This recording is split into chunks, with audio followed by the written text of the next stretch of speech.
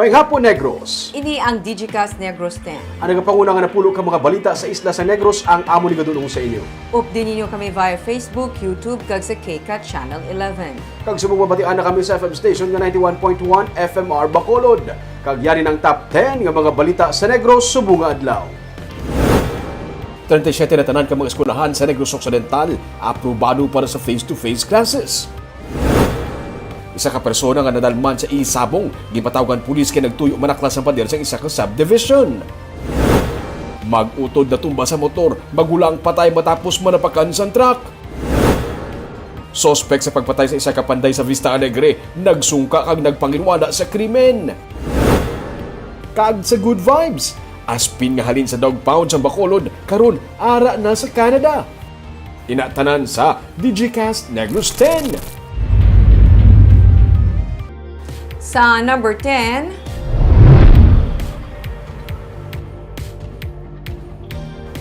si Pasay City ang gindeklarar nga kay Tourism Capital of the Philippines.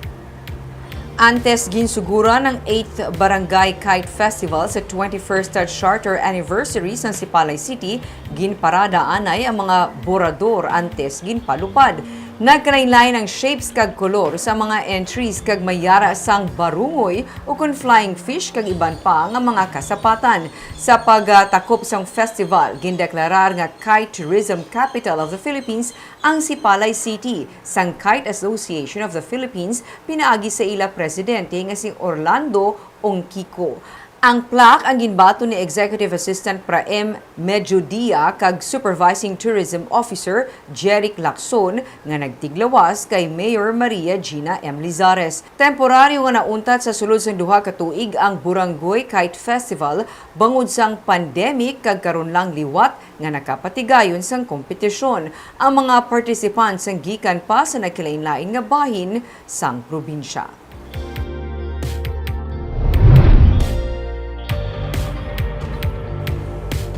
Sa number 9, 500,000 ka-tourist arrivals ang target sa probinsya para sa 2022. 60% ini nga saka sa 311,577 nga tourist arrivals nga na-record sa 2021. Positibo si Negros Occidental Governor Eugenio C. Lacson nga malambot ini. Labi na karon nga naghalog ng travel requirements padulong sa Negros Occidental. Wala na sang S-Pass kag kun bakunado, ang vaccination card na lamang ang ginakinahanglan. Sa January to February 2022 nga tourist arrival data, 38,588 ang mga domestic tourist nga nag-overnight, 52 naman ang foreign tourist, 65,910 naman ang mga day visitors. Samtang may 196 ka mga open sites karon sa probinsya nga sarang mabisitahan sa mga turista. Parayo naman ang paghaylo sa mga establishmento nga magpa-accredit sa Department of Tourism, aguto sila man ang maka-avail sang anuman nga mga benepisyo nga matanyag sang gobyerno. Tuman nga naapektuhan ang tourism industry sa mag-igo ang COVID-19. Sa 2020 nga datos, kung ipaanggid sa 2019 nga pre-pandemic time, 75% ang ginubo sa tourist arrivals. Ginalauman nga amat-amat nga pagbangon sa industriya. Sa 2021 nga datos, 53.7% ang ginsaka sa tourist arrivals kung ipaanggid naman sa 2020 nga datos. We've made it as easy now for travelers to come into Negros. No? So we hope na makakontribute na siya sa arrivals. But you'd also push for the accreditation para mas maka-avail sila sang benefits. Yes, and then it was mentioned that especially during the pandemic, the Department of Tourism also gave out ayudas for tourist workers. But it was very clear that you have to be accredited.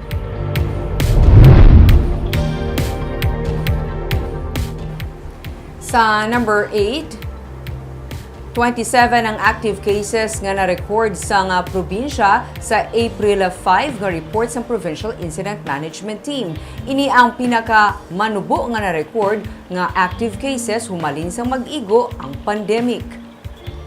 Suno kay Negros Occidental Governor Eugenio Jose Lacson, duha naman kaadlaw nga 0 ang new cases nga na-record para sa probinsya. Paday naman ang pagduso sa bakuna labi na sa mga barangay. Sa pagtambong ni Governor Lacson sa Liga ng mga Barangay Summit, iya ginsulit ang pagpanghanggat bahin sa bakuna, ilabi na nga ginaduso ang house-to-house vaccination. Masobra sa 221,000 ka bakuna ang maga-expire sa probinsya, kagyara na sa DOH kag PHO ang pag-manage sini suno kay Lacson. Nagapati si Lacson nga nagakaangay man nga maduso ang booster shot para hindi man mausik ang bakuna. Ginapanginbolahan niya man ang mga LGU nga napaidalog na sa Alert Level 1, pero pagpanghangkat niya nga kung unopposed man lamang ang mga alkalde sa sininga mga LGU, mas maayo pagid kung maduso man nila ang booster shot.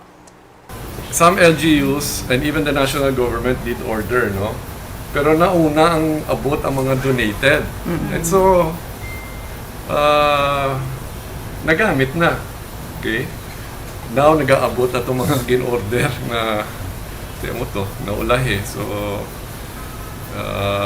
that's why the President is really pushing for house-to-house now, no? Just to make use of these vaccines. I propose na i-push nila ang booster shots, especially sa NCR.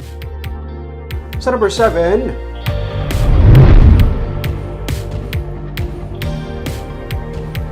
anyos na ginaligar katapos ang NPA arestado.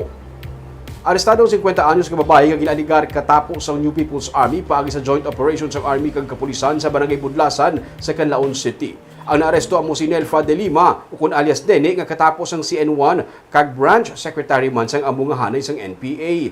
Nakuha siyang isa ka 38 caliber revolver, isa ka rifle grenade, pati na mga bala kag iban pagid nga mga butang. Detained siya sa karon sa Canlaon City PNP.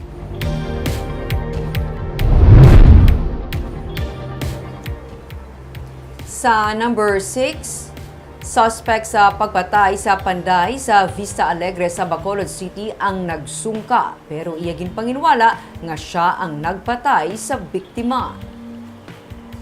Nag-surrender kahapon sa Police Station 7 si Dari Daza nga suspect sa pagpatay sa panday nga si Edgar Mendoza sang Domingo sa iya sinibalay sa Abada Eskay sa Barangay Vista Alegre sa Bacolod.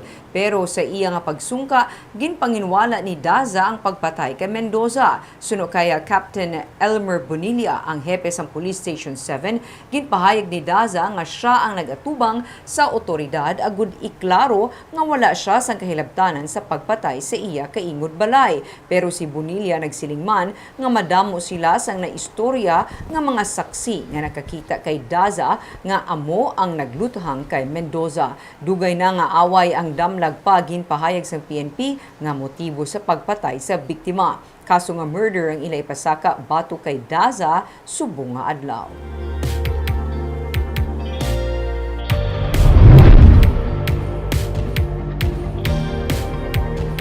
Sa number 5, isa ka persona nga nadalman sa isabong na nakla sa pader sa isa ka subdivision, ginpatawgan sang pulis. Nakibot ang mga residente sa isa ka subdivision sa Bacolod City sa ginpahibalo sila sa gwardya kay sa kaagahon nga may isa ka persona nga nagtuyo nga magtakla sa pader sa ilang subdivision. Sa ginusisa ang amo nga persona, iya maginsay-say nga may nagalagas sa iya nga 3 ka mga persona. Sa padayon nga pag-usisa, iya ginako nga nakatumar siya sang 30 ka tableta sang paracetamol. Ini bangod sa nagalibog ang iyang ulo kay nagdangat sa masobra sa 100,000 pesos ang iyang utang bangod sang isabong. Ginpatawagan siya sang pulis kag pag-abot sa pulis, ginlaygayan sa kagintawgan ng iyang pamilya para makuha siya. Nagayo ang source sa Digicast Negros nga hindi lang paghingadlan ang among persona kag ang subdivision kay hindi niya man tuyo nga pakahuyan ang among persona. Ang tuyo niya man lang nga mapahibalo ang publiko sa mangin mahimo nga malain nga epekto sa isa ka persona kun madalman sa panahor.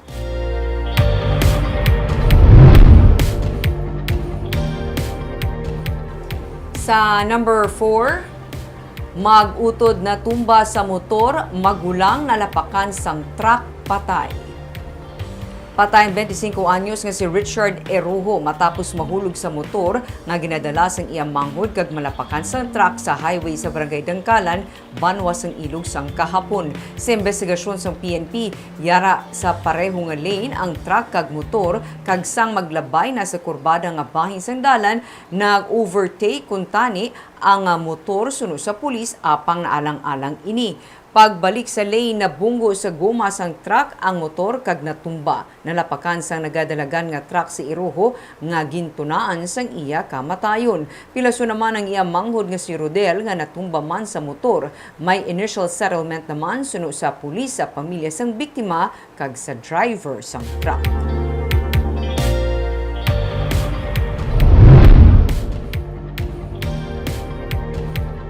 Sa number 3, unrestricted na pagpatigayon sa mga graduation, pati na mga mass gathering sa Bacolod sa idalom sa Alert Level 1 pero backtrack system ginakinahanglan sa gihapon.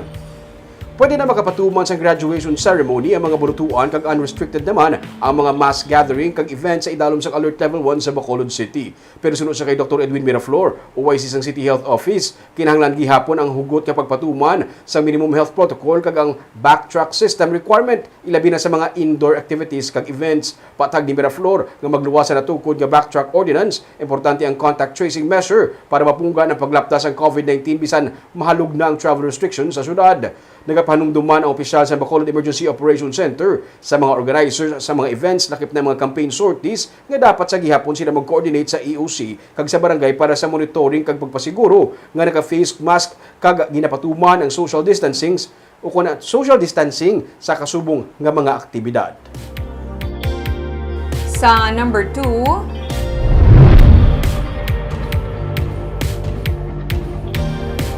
anom ka mga eskwelahan sa Bacolod ang pasado sa evaluation sa DepEd para sa limited face-to-face classes. Isa ka simulation exercise ang ginpatigayon sa pamunuan sa Rafael Alunan Elementary School kabahin sa nga pagpanghanda para sa pagpatuman sang limited face-to-face classes sa Kinder Grade 1 tubtub Grade 3. Ang Rafael Alunan Elementary School isa sa anom ka mga eskwelahan sa Bacolod nga pasado sa evaluation sa DepEd Regional Office 6 tiglawas ang Local Government Unit kag Department of Health. Suno kay School Principal Ana Lyra Kaunga, ang simulation activity upod sa mga estudyante kag mga ginikanan ang tikang para mangin masulhay ang pagbalik sa eskwelahan sa mga estudyante sa madason nga semana. Ang USLS Integrated School isa man sa mga eskwelahan nga ginpahanugutan sa DepEd nga pwede na makasugod sa limited face-to-face classes sa Bacolod. May 18 tanan ka mga buluthuan ang gina-evaluate sa DepEd Regional Composite Team para sa ginalauman nga pagpatuman sang in-person classes sa idalom sang Alert Level 1 sa syudad. Kag sa numero 1 sa mga balita, subong nga adlaw.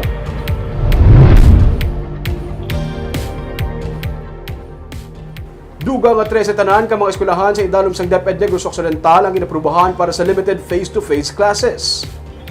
Sunod sa kay Ian Arnold Arnaez, ang PIO sang DepEd Negros Occidental Division, ang 13 ka mga eskwelahan ang ginaprubahan kahapon lamang. Mahimo nga sila magasugod na pagkatapos ang Semana Santa. Sunod sa kay Arnaez, nalakip sa mga naprubahan ang Negros Occidental High School. Nagakasayuran nga sa karon may 37 na ka mga eskwelahan sa DepEd Negros Occidental Division ang aprobado sa limited face-to-face classes. Ini mga eskwelahan ang gikan sa nagkalinlain nga mga grade level kasubong man sa kindergarten. 4.5 hours lamang ang pagpahanugutan sa face-to-face classes kag hindi man ang tanan nga mga subject ang iga-offer. Mas ginahatagan prioridad sa DepEd ang mga nakabakuna nga mga learners. Ang banwa naman sa Valladolid, ang pinakauna nga LGU kung sa diin ang tanan nga mga eskwelahan ang naaprubahan para sa limited face-to-face classes sunod sa kay Arnaez. May 12 naman ka mga eskwelahan nga gina-validate sa karon sunod sa kay Arnaez. It is still limited to not 100% of the students are allowed. Gina-prioritize na lang anay. As of the moment, ang pinaka-priority is ang preferred ng DepEd is vaccinated learners. Tapos, limited siya kitungod na ang number of hours hindi siya the usual 8 hours.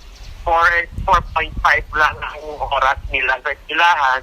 Kaya hindi man limited siya kaya hindi talaga subject ina-offer.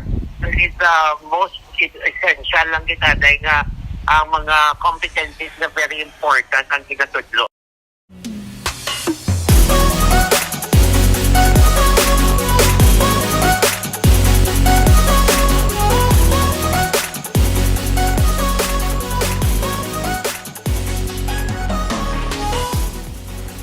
Sa Good Vibes, Halin sa dog pound sa Bacolod nga nakapila na kuntani para sa mercy killing, subong yara na nag-Easter sa Canada kaupod ang iya nga pamilya. Ang istorya sang aspin nga si Cotton sa report ni Nico Delfin.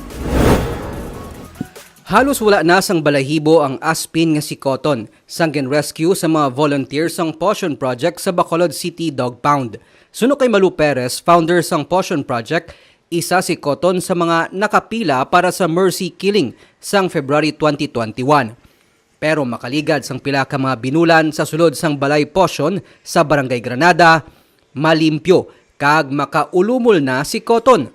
Paagi man sa adoption project sang foundation, napangitaan sang fur parent si Cotton. Kag sa bulig sa mga volunteers, ginbiyahe si Cotton halin sa Bacolod, pakadto sa Vancouver, Canada. Masubo man para kay Malu kag sa mga volunteers ang Balay Potion nga mapalayo sa ila si Cotton, pero ginakalipay nila nga halin sa dog pound natigayon nga nakakita si Cotton sang panibag-o nga ilistaran kag sa iban pa nga pungsod. Malayo sa nangin sitwasyon niya sadto bilang layaw nga ido sa dalanon sang syudad. Wala man nag-iisahanon sa Canada si Cotton. Nagkit-anay man sila ni Lucky, ang nauna sa 5 ka mga ambassadors ng Potion Project sa abroad. Para kay Malu, ang nalabot nga kadalagan sang foundation sa pagbulig sa mga aspin, nagapamatuod nga sa pagbinuligay, sarang mabago ang kabuhi, bisan pa sa mga ido. Nico Delfin para sa Digicast Negros. Amo gini Barb masalimay Barb, sana all. Homing no, sa nagligad ng feature mata subong lain naman niya nga. First batch sila duha, subong 5 na tanan, number 4 si Cotton. Sana all dogs nga may foster family. Grabe no. Pero Ruming, ang love for dogs no, hindi mo matapos man Tapos no? tandaan mo, kung sa pandemic na time, nga mas nag-adapt ido. 2 months best friend gito. Correct. Kaga mo ito mga balita sa Negros subong adlaw. Kay man sa panahon karon importante nga may ihibalo ka sa nagakatabo sa imo nga palibot. Pero dapat balansa kag eksakto mga impormasyon. Padayon kami nga magapangalagad sa Negrosanon. Ako si Barbara Mijares. Tubtub sa buwas, ako naman si Romeo Subaldo, mayong hapon.